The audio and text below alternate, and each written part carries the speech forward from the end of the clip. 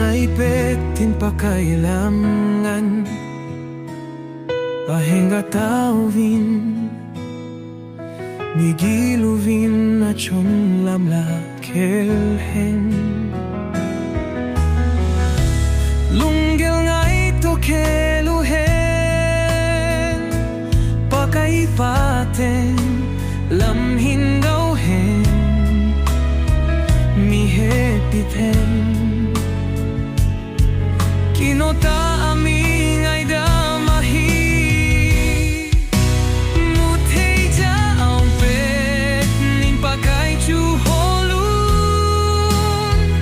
Nay lama aong pet ning ama chukovun Paten kom nay chun Chutile amanang ho Kom hung nay din ahi Vô mi chong se ho Na kut su ten bun Chule lung to nei ho Na lung sung su ten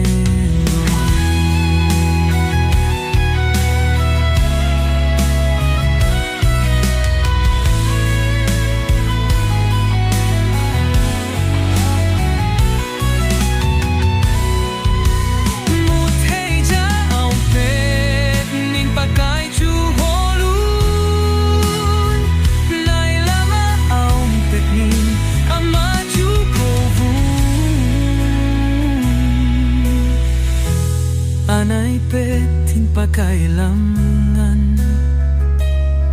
Ahenga tauvin Ikiluvin na chon lamla helhen Lunggil ngay to keluhen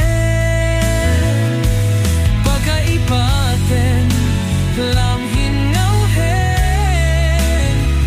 Mihepiten Kinota aming ay damahi